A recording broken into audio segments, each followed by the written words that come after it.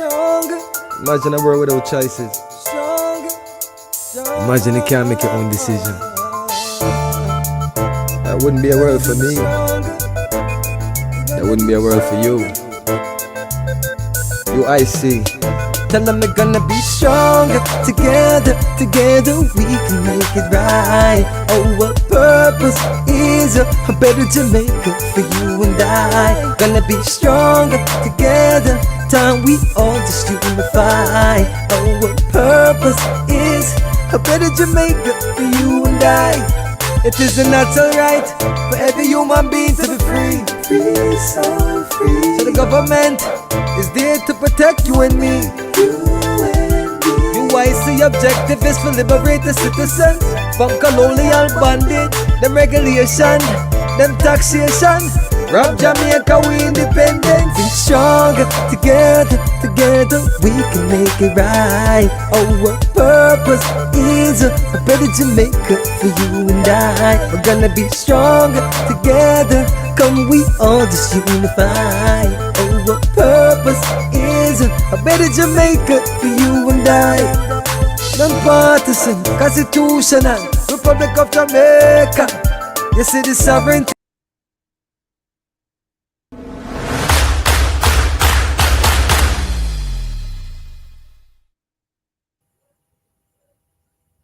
Good night, good evening, good morning, good afternoon to all our uniters. It is my pleasure to have you here with us, friends. To all Jamaicans here at home and abroad across the diaspora, we welcome you to this evening's live stream. My name is Jerome Jackson. I'm your host. I'm a freelance writer and a member of the UIC. Now, tonight we will be looking at a topic, how much are you worth? And I have with me a few young professionals as our guests joining us. Let me also welcome them. To note, these young professionals are not politically affiliated, and they have expressed this, but as young Jamaican citizens, they feel the need to speak up and let their voice be heard as it relates to what's happening on the ground, and how they believe they can impact, right? Let me say bless up to all the persons who are watching the live stream. Yard Night, big up yourself, cool guy, Avi, Douglas Harper, all the ones who are tuned in that I'm seeing currently, big up. I appreciate your tuning in and joining us on the live. And as I said before, we're going to be looking at how much you're worth. It's important in light of what we're seeing happening, or leaders asserting what they believe they are worth or what they believe they deserve. And likely, I imagine every Jamaican has in their own, know of themselves what they're worth. Every Jamaican should know what they are worth. So that's what we're going to be delving into tonight.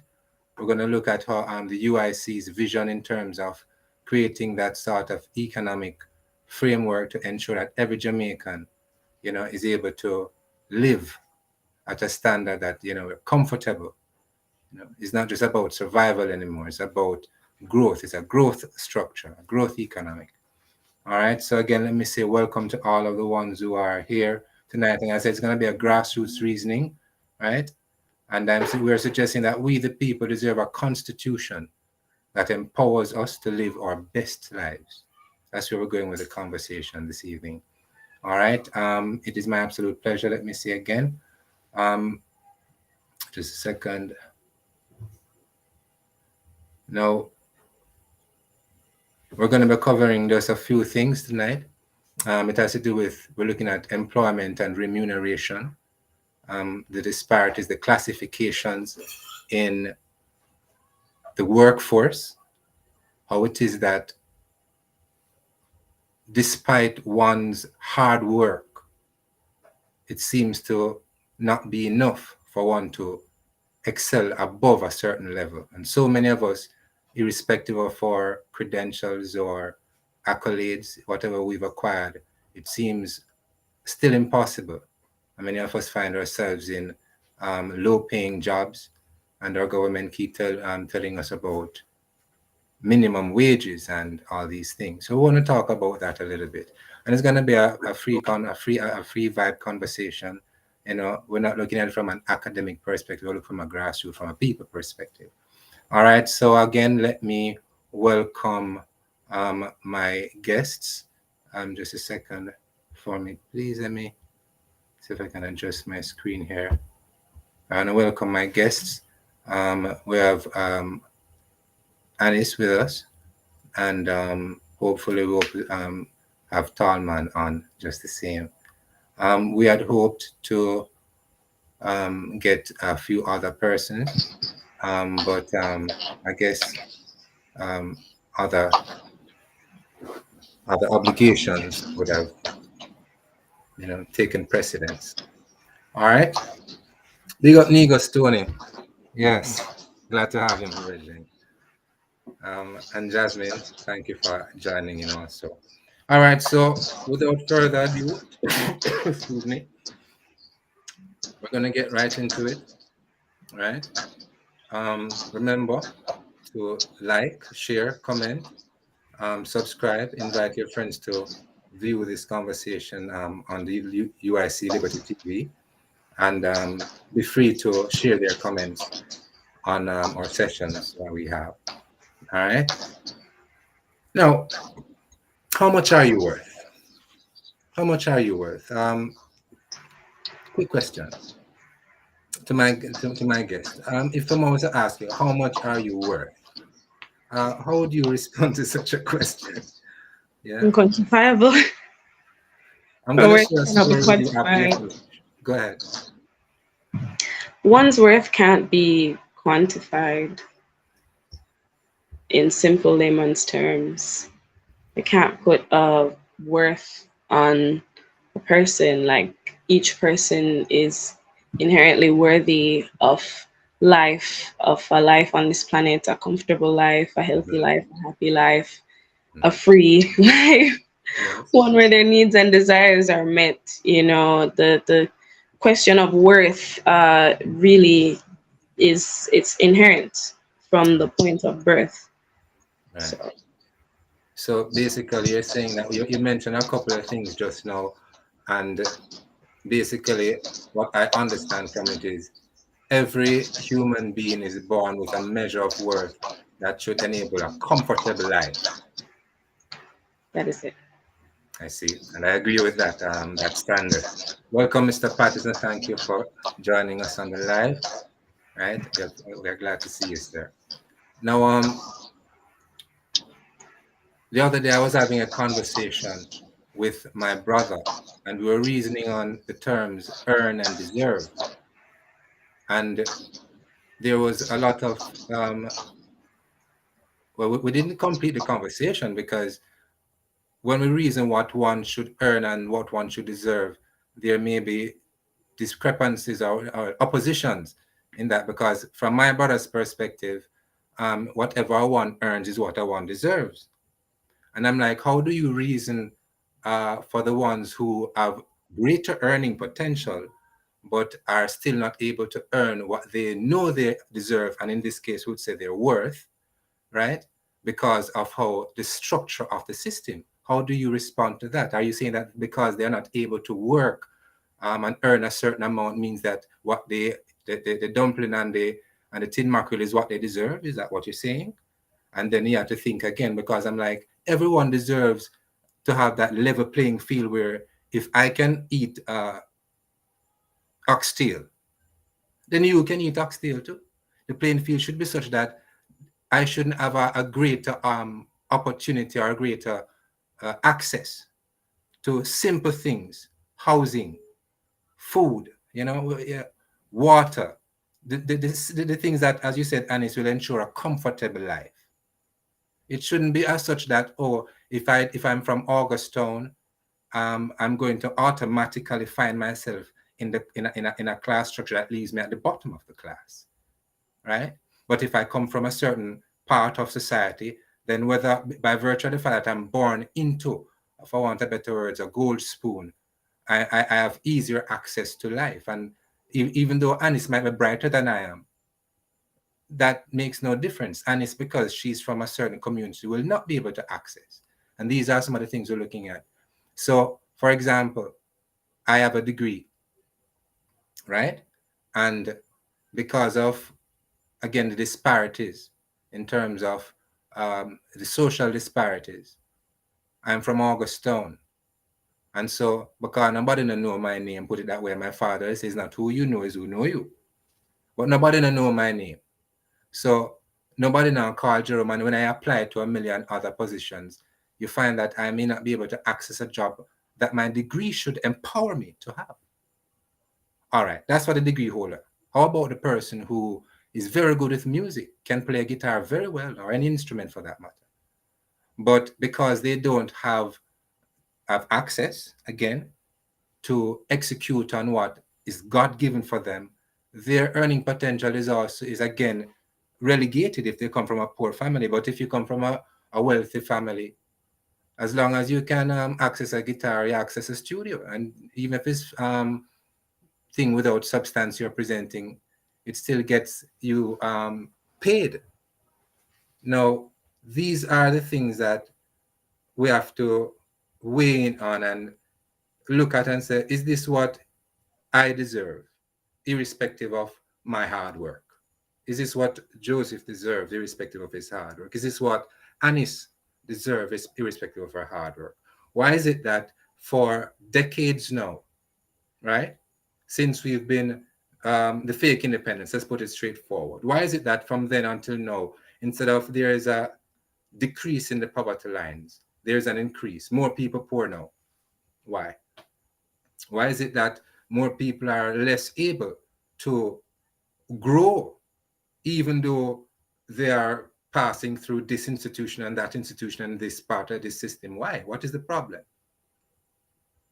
I submit to you that, again, until we begin to create, or until we have crafted a constitution that enables the empowerment of every citizen, then we're not yet at the place where we're going to realize or, be able to live our dreams, as it were.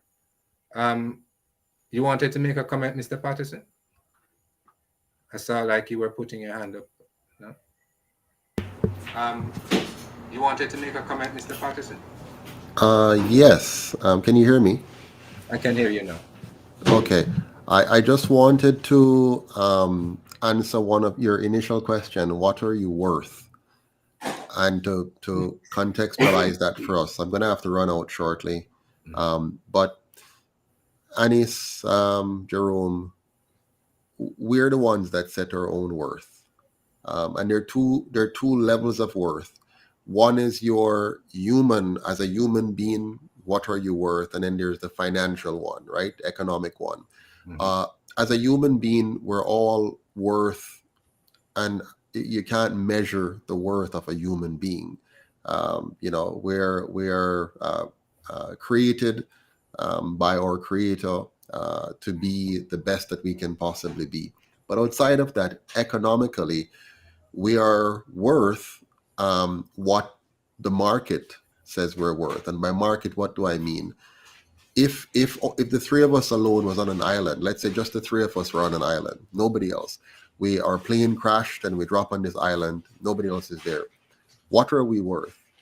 Nobody on the island owes us anything. Nobody owes us a coconut, an orange, a breadfruit, water, shelter. Each of us would have to decide how we're going to fend for ourselves on the island. Now we can organize ourselves in a way where we say together, how are we going to work together on this island to survive? So we might decide to cooperate to build a shelter for us. We might then decide to cooperate to hunt maybe a wild boar for our immediate dinner. We might cooperate in climbing in a coconut tree to get the coconut. But none of us are forced to provide for any of us. It would be because we cooperate. So what you want is an economy that recognizes your fundamental right to life, liberty, and property meaning you have the right to your life. Nobody can take it from you or should use force to take it from you. You have the right to be free to do whatever Right. you want with your life, provided you're not using force or fraud to take something from somebody else. And if you take something from nature, like if you were to climb the coconut tree yourself, pick the coconut, eat the coconut, and then ox out the shell and turn it into a bowl and make a spoon or a fork out of it, those are your property because you spent the time and ingenuity to produce that and create that, right? So that's Right. beautiful. What I'm always afraid of is a society which says that we are inherently um, we inherently have the rights of somebody to provide for our needs. Like there's nobody inherently responsible to provide for your health, your education, your housing, your retirement. Those are all your responsibilities.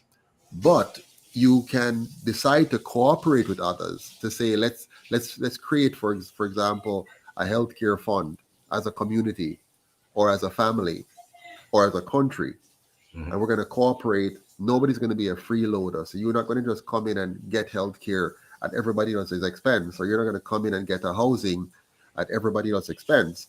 You have to be a part of the solution. You have to be a value added. And so last night I Right. was on a program where we're talking about money, and I left them with this mantra, which is my personal mantra. My economic value is determined by the demand for what I do, how well I do it, Uh-huh. and how difficult it is to replace me. So if I want to have a high economic value, I have to make sure that I find a space where society demands something, society wants something. Society, let's say society wants my music. I'm a singer, and I realize society wants my music. Then I must now make sure I am a good musician, and therefore if society demands my music, and if I deliver good music to the satisfaction of society, then I'm going to get a good income. If, on the other hand, I am careless about what I do, let's say I am a shoemaker, but I'm careless. I don't learn the craft properly. I don't treat my customers properly. I don't deliver on my promises to my customer. Then, by nature, my income should drop because I'm not delivering quality. That aside, though, if you now have a country where a small minority, let's say the PSOJ oligarchs, control the political system and control the politicians, and they get to make laws and regulations that prevents others from being able to fully access the economy and to have the same equal access to being able to make the best of their potential, then you have a problem. And that's in fact what we have in Jamaica. We have an Exactly. economy where a Exactly. few people control the levers and they get to marginalize other people and they get to hoard capital and they get to use that position of dominance that they have unfairly and fraudulently gotten to cause other people to be unnecessarily poor and prevent many persons from achieving their full potential.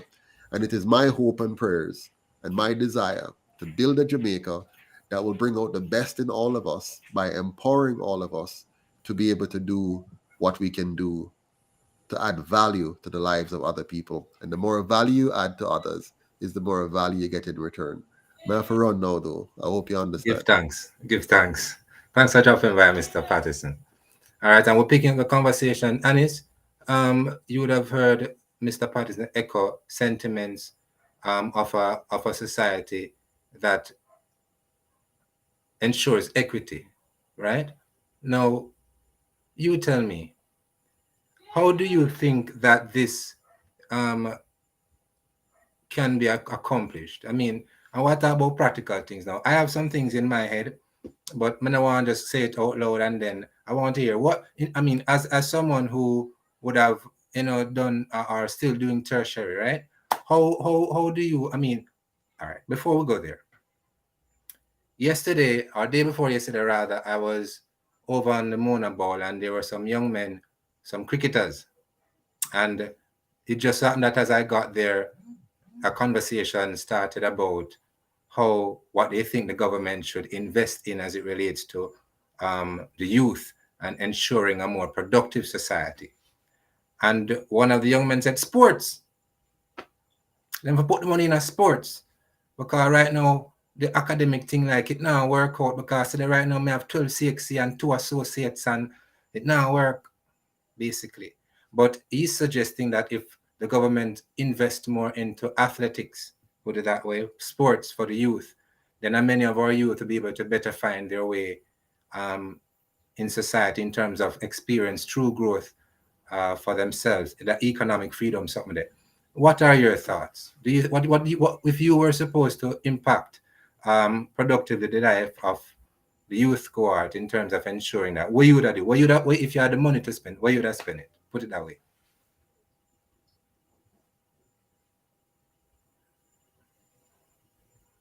I'm okay.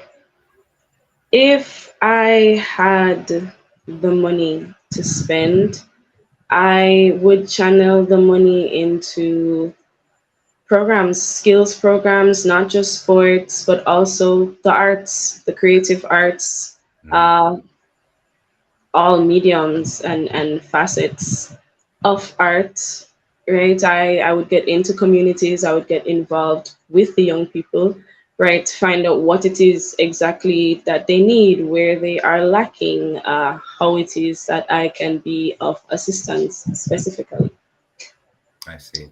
And that is just you. But what if we look at it from a more a leadership perspective? Say, for instance, now that you were the prime minister, it's not to say it's not a Anis now, it's more like Anis No. as the PM. You know what I mean? I'm just asking because here what?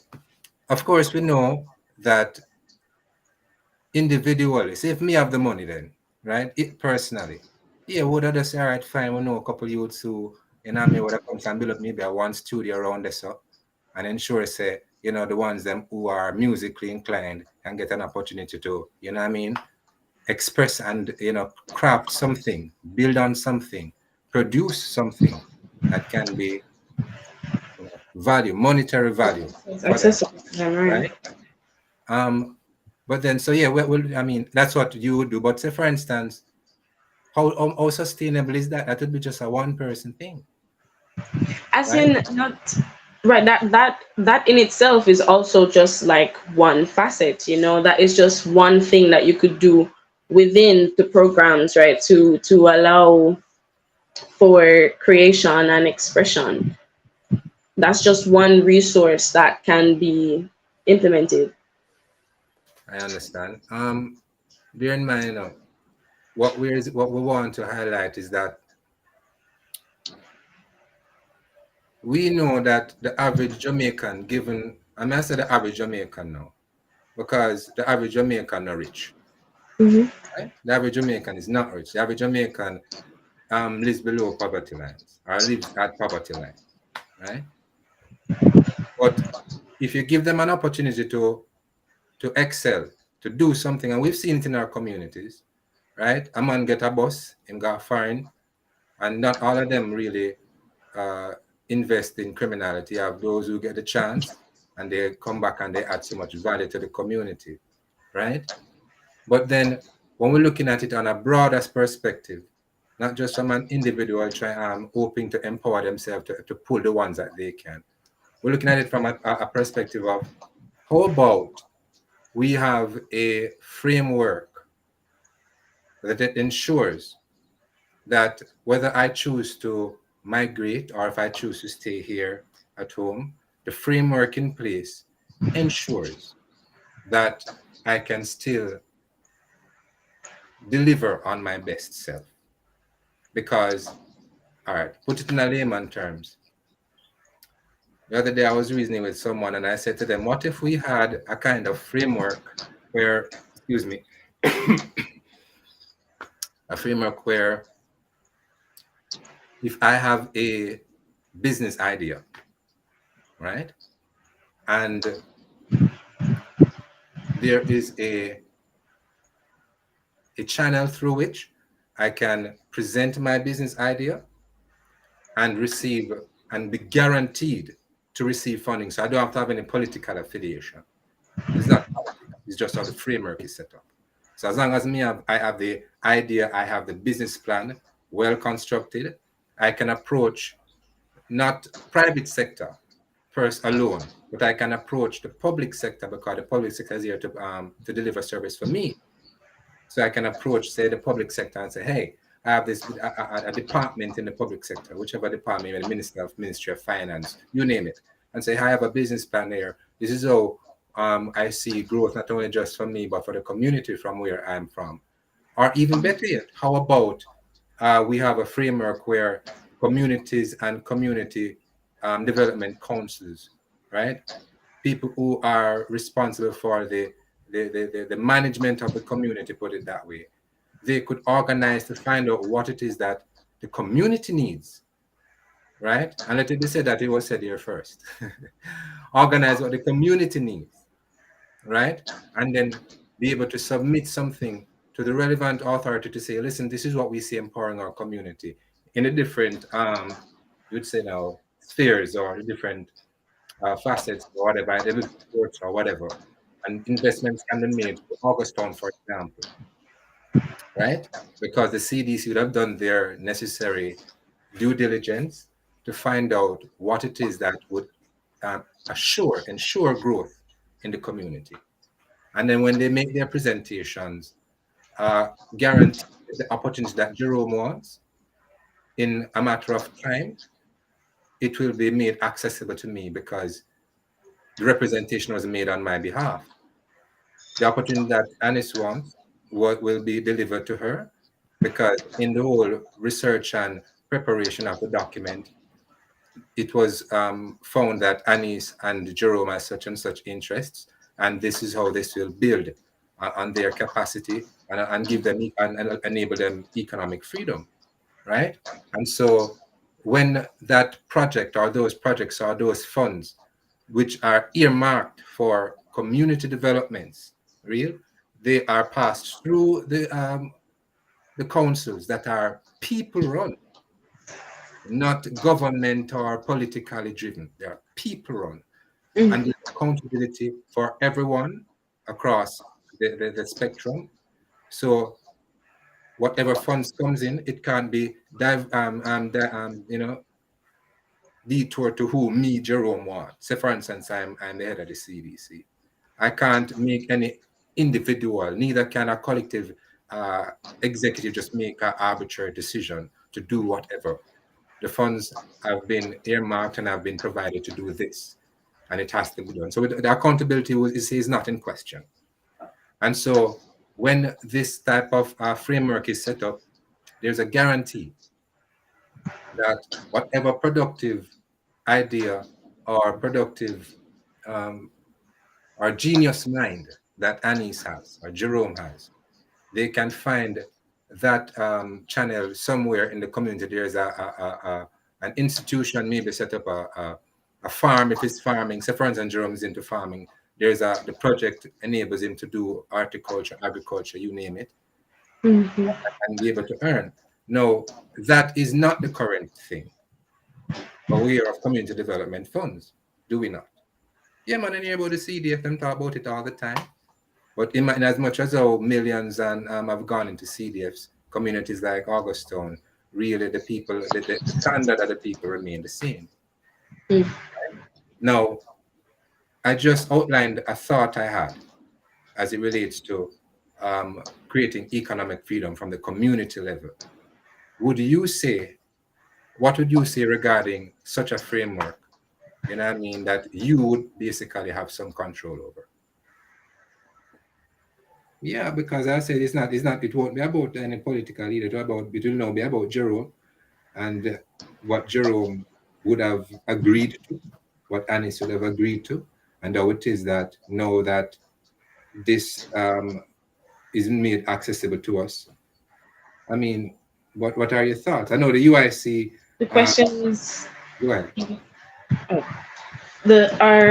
Is the question with regards to, do I think this is plausible or if this would attain growth, essentially? Well, what I want to know is both. Do you think it is possible, and do you think it can be achieved in terms of as a growth potential? I feel like anything is possible, right? It comes down to what the individuals of the society collectively agree to do, essentially. Do I Right. think it is possible, plausible? Yes, but I also think that what happens boils down to the collective free will choice of the society. You know, Right. what So you're saying that, so if if the community, as it were, agrees, collective that agrees that this is how we want it, then this is how it has to go. Are we agree? Is that what you're saying? Because that's what I'm suggesting, by the way. no, what I am saying is that if it is okay, say that was put into place, right? Hypothetically speaking, Right. would it work? Would it be able to ascertain grow? Would it be able to function, right? Successfully? Do I think that is possible? Yes, I think that is possible. I think that is something that is possible.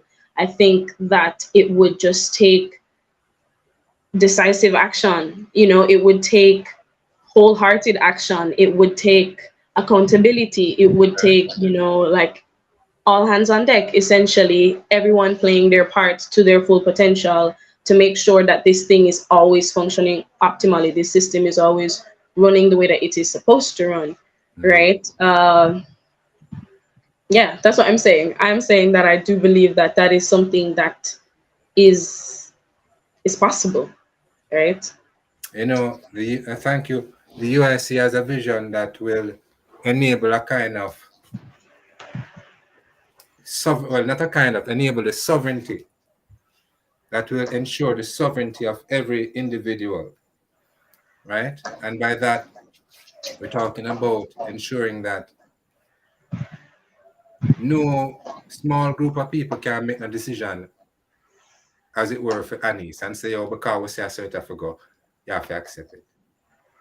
But in the new framework, and when we're talking about new framework, we're talking about a completely new constitution. And bear in mind, currently we hear of the government seeking to make a reform to the constitution. And a part of their so-called reform is to remove the the current head of state. But all of that is just smokescreen, and we know this, right? What we need is a constitution that eliminates uh, minority control over the masses, and just removing the King of England as the head of state, and still facilitating the rest of the constitution that they have written will not empower the average Jamaican. Bearing in mind that the current constitution is what enables the prime minister and his cabinet to assert their recent demand for a pay hike, because that's what was done. They just basically said that, hey, it is written from how much years ago, said, and this we forget. And so this is what we forget. And bear in mind, we're talking about how much you're worth again, right? Mm. And my question is, if it is written that the prime minister ought to get this and or that, what is written for Jerome?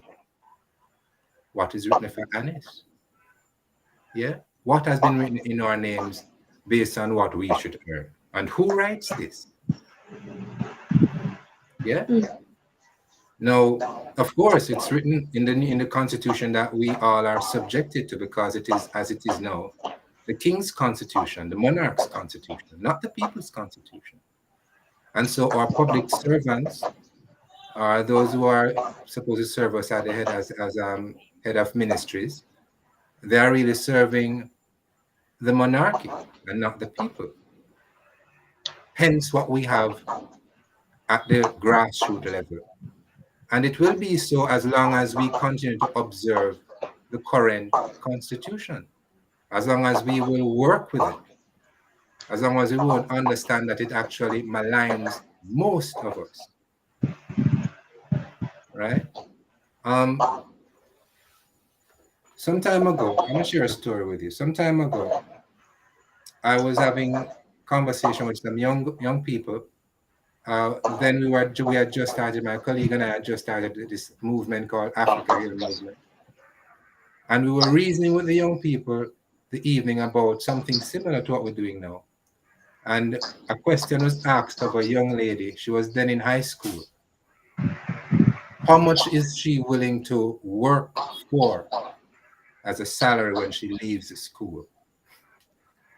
The response had me and my colleagues shocked when she mentioned something along the lines of $4,000 a fortnight.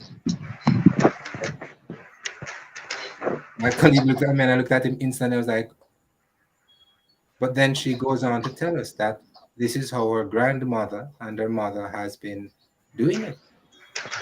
So again, we see that is like the classification and how it impacts, you know, self-esteem and how one even see themselves as, you know, even because bear in mind, we're not asking her about her current stage in terms of high school. No, how do you see yourself earning when you leave high school? So it's like a forward projection we're asking her to give us of herself. We look into the future, and that is what she saw, right? Um, appreciate that, Alice. Right? That is what she saw. Um, Let me also say I understand that you're having a bit of thing with your phone. Mm. Right. If that happens, we can understand it these things happen. But before I go any further, tell me, based on what I just shared with that girl's vision, I would say to you, it's based on how the whole structure of the system is written, that she sees herself as being, as it were, worth that kind of earning uh, potential. That's what she sees herself worth earning when she leaves school. No, how do we impact the psyche of our young people to let them know that listen, you're worth so much more? What would you have said? I mean, one thing I wish I had learned more about in school was entrepreneurship, Mhm. right? And not just limited to whether or not you decide to do a business subject. Because when I was in high school too, I came to understand that the subjects that you are offered varies Mhm. based on the high school that you attend, right? Right, Because I attended a traditional high school and a lot of technical subjects, right, were not offered at the school that I went to, like technical drawing, and there were different branches of science as well that were not offered, like human and social biology, so it was the subjects were very carefully selected, essentially, right, right, for certain aspects or certain areas in society: medicine, law, uh, right, business to a lesser degree, right, but the sciences, right? And then the arts and humanities and technical skills subjects, they were less, right? right, And so to even say, to learn more about entrepreneurship, to learn more about just to widen our range, right? right, To give people more options, to make people better equipped for society, how to create income for yourself, right, essentially, to make people more financially literate leaving school, how to invest, how to manage your money, how to save, etc., how to budget, right? Things like that right, that equip you for being in society. We weren't really taught, so I would say better equip students from the school level, right? right, Teach more skills, prioritize these things, make people better rounded, right? And not just give some people the opportunities to do this because mhm, I feel like you would excel more in this area, and this batch over here, you can get the opportunity to do this because I feel like you would excel better in that area.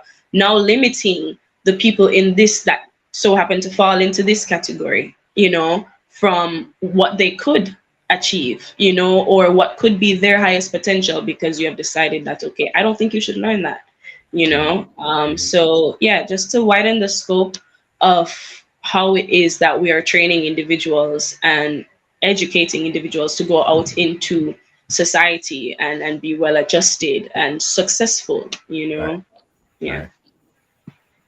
One heap of respect.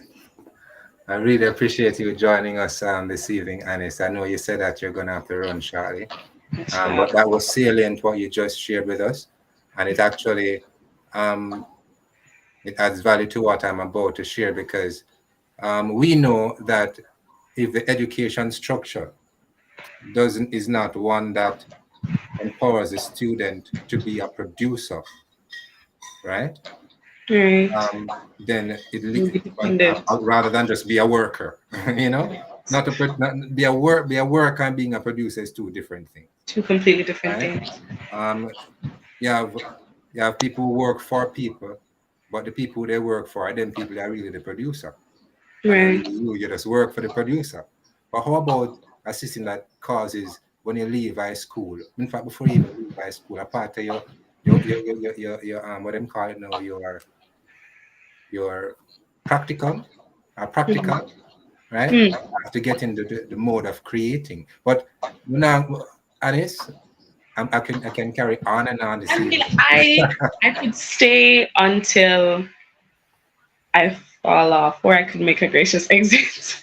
Well, I mean, I'm happy to have you stay with us a little while longer if your device will allow. Excuse me a second. Pardon me, ones. I still have a bit of cold on my chest. I'm still healing from the other day. Hmm. Anyhow, so just to continue where I stopped off, I've envisioned um, an education system Hmm. that can never turn out failure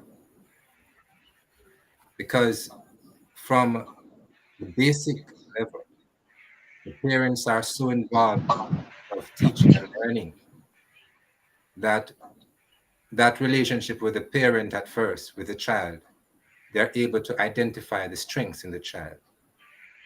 And when the child should move from just mommy and daddy's teaching, which they're never removed because the parent must be actively involved always in the development of their child or their children. When they should move into the basic school level so they can be more socialized with children their age. The school now also has a structure, a syllabus, if we want to use that word, that that where the objective is to again I am further not just identify now, but to begin to enhance, to assist the child in honing. So say for instance, the parent would have recognized that their child is athletic. Look at one that's full of energy. So from in my belly, and when the child is born, in no time the child start walking, as it were, and running. And before you know it, by the child, it's one to, you know, mommy has a problem catching this child. Yeah, but the child is athletic. All right. How shall we own this? How shall we direct this, channel this, and this that we observe in our child into their greatness, their wealth? The school system adds value to that athletic ability. And so when they go into the school system, it's not just to learn math and English, but let me not say English, math and language arts, because we don't want to say it's English that they must learn, but they learn how to maneuver languages for that word. And everything, the subject areas that are crafted to empower the artist. If you find that your child is a musical or artistic, it will empower the child that is athletic because the school has programs that are geared towards all of these gifts and or talents that the child displays. And as they pass through from grade 1 to grade 6, the basic level, or from the basic to the primary level, you get what I'm saying? this skill is developed more and more. So by the time that, let's say, the athletic child again starts grade 1 to grade 6, in no time they're representing their school at meets, athletic meets, because that same gift or talent would have been observed from the early stage. The school's responsibility, which is to facilitate that, and not just to put into your brain that you must get math, English, and mental ability, but with respect to your gift. That's what I'm saying. Right. When they would have completed the primary level, they would have automatically moved into a secondary level that begin It's to tailored to discover their mastery. specific gifts, right? Right. So Right. this athlete, when him leave primary school and go high school, before you blink, him represent Jamaica already. Right. Right. You follow what Right. I'm saying? And Or all of this this, or right? this artist, Yeah. And right? at the end of the day, this very same athlete is now earning before him even leave school, because he has a product that has been owned from the basic level. From the beginning, from the moment that it was realized. Precisely. Currently, our system is just try pass your GSAT, your CXC, your common entrance, and if you can't pass it, you're done, right? And if you're done, I know you're gonna make it around here. That is it. And 70% of our youth cohort when they're leaving high school, they are deemed non-qualified. You know how much potential that waste, you know how much productivity has gone to where it has gone into Think in guns school and holding up that barrels and trucks, etc., etc. That's where it has gone. That's gone into gangs, because that was not owned from inception. mm, Hence, we have less productivity, and we'll continue to have it as long as this is the structure that we're working with. And bear in mind, our Ministry of Education is not them write the syllabus. No, because our system is a system where we borrow things and ideas from people who, in fact, not borrow. People basically give us our structure for education. mm, Some time ago, I'm just remembering this now. There's a writer called Dr. Jawanza Kunjufu. Yeah, I'm not. He writes a series of books, and one of the books that he writes speaks to the education of Black children, and he spoke to the education of Black boys and Black girls. And who know those the people who are familiar with the UIC will let you know that we are the spirit of the Marcus Garvey movement. We are the spirit of Marcus Garvey in this time. And so we are pro the liberation of the Black people for real. And when we talk about liberation, we're talking about a liberation, that economic liberation, that only can come through the empowering of the people's minds. That's where we're going with it. So it's to educate the people in such a way that them economically liberated.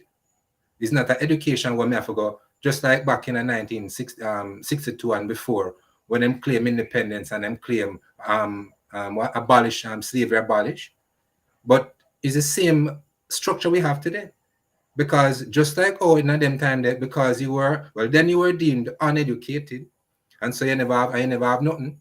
Now you're deemed educated and even qualified, but you still not have nothing, because you still have to run to somebody to give you some work for you try to make a way. And earlier on, I spoke to the fact that you have university graduates with a degree who still are marginalized. And these people have, we have to speak of them potential. Come on, the people that were able to transition to university, them full of potential, more than potential.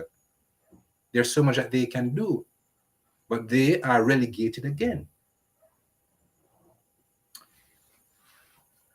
I suggest that when we begin to, when a constitution is developed to empower my sovereignty, your sovereignty, then we will have a type of level playing field. So even if I have a degree, Anis, and you have your degree is just based on your preference, either in terms of if you're an academic and you just want to further yourself that way there, and what you have access in terms of academic will empower you. But say, for instance, me is not a degree man, he's a farmer. Likewise, the sovereignty, the respect of my sovereignty will enable me with the new constitution to basically access lands, yes, establish a farm that will be productive and successful, not a farm where, because there are people who are doing farming that will tell you right now, nothing in it. But we have a structure where I can do farming and do it at varying levels. Be a mass producer of items, not just the raw material, but even byproducts as a farmer. Because we have big visions. This is my vision for a new Jamaica, really. A vision that at the end of the day, all Jamaicans have an equal at living how much they know they're worth. That is how me look on it. All right. And it's okay. So again, I see what's happening. We want to say thank you very much, Anis, for joining us. Just to see, I know you maybe your phone is probably going out now. You had indicated that to us earlier. Let us say a big thank you to Anis also for joining the conversation, for her contribution. I would have hoped to get another of my invited guests on. But yeah, as we talk with us, we have to speak these things, because at the end of the day, someone said to me, but Jerome, you don't think the leaders know these things? You don't think they're aware of, all this system can be corrected? You don't think maybe someone might have posited this to them in previous? What prohibits them from delivering best service? A constitution that doesn't enable good governance. And so if we're going to in any way move from being just third world and accepting what is deemed third world, and bear in mind, is the classification of states.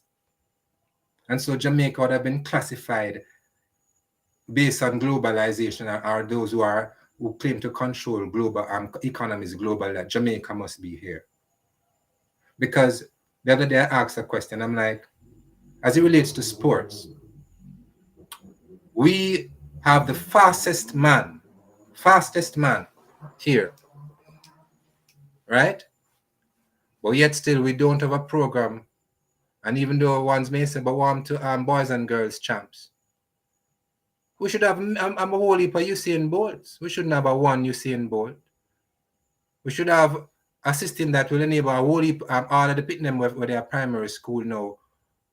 We know say the goal rush for Jamaica experience when Usain and the other bridging end up on the field will be a constant thing. We're waiting to see if the system that is supposed to empower athletes, if it's going to enable a constant stream of gold from Jamaica athletics. Why I say this? Some time ago, we'll remember when the Reggae Boys earned their way to the World Cup in France. And when that happened, I said, yes, see, we know a long time, so we have the potential to do this. But then what happens? It seems that after that feat was met, it's like nothing was done now to ensure that we have a continuous entry into the World Cup and getting past, getting to even finals or quarterfinals, to the finals, because we're great people and we can go to the World Cup and win too. We can. But we have been the system has so suppressed the worth of many of us, and have sought to have us relegated again and again to just survival mode,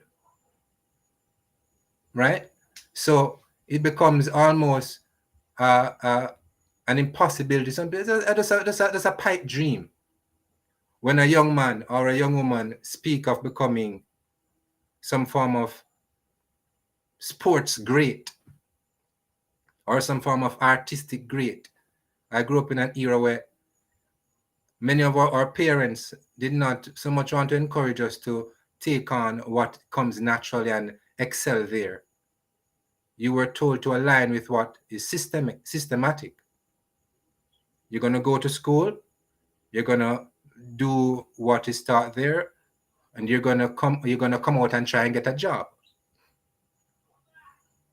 Now, when we look at how other peoples across the world, and let's look at the Chinese, for example, they come here to our country, right? And we welcome them. We don't have no problem with the Chinese. I have no problem with the Chinese per se. None. They do not just push their children through a system. They educate their children how to run businesses.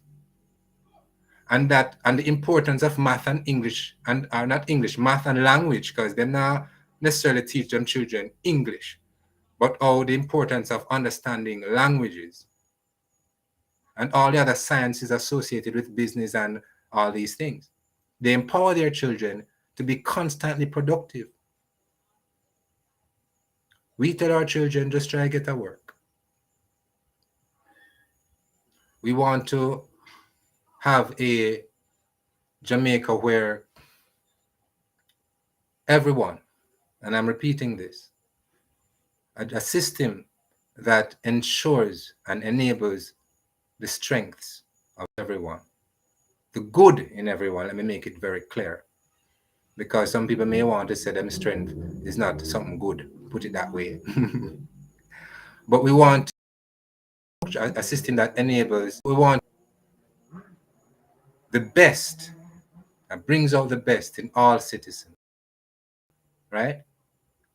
And for that to happen, the UIC is here, and we are saying, let's rewrite the Constitution to represent the sovereignty of every Jamaican national, whether you live here so on the rock or you live abroad.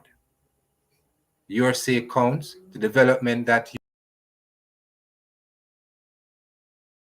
right, and the freedoms that deserve, we deserve, and we're willing to work for it, so we can earn the standard of living, as Annie said, that will ensure everyone comfortable. It shouldn't be another 80 years for us to realize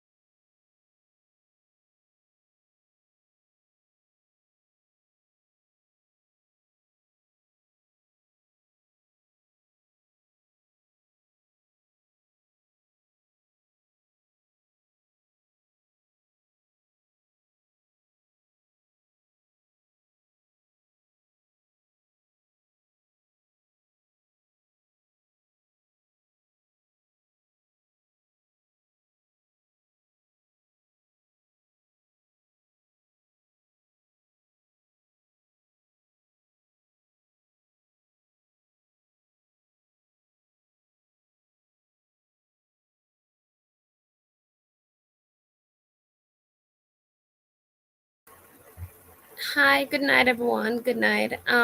It seems as if Jerome is having some connectivity issues at the moment, but in this case, we may have to end the live sooner than we wanted to. So, thank you so much for joining again. We appreciate your continual support, and we do hope to see you on our next live. All right. Thank you so much and have a good night. Just remember, one Jamaica, stronger together. We'll see you on the next live. And don't forget, before I go, don't forget to join us for uh yeah, our rally coming up on the 10th of June.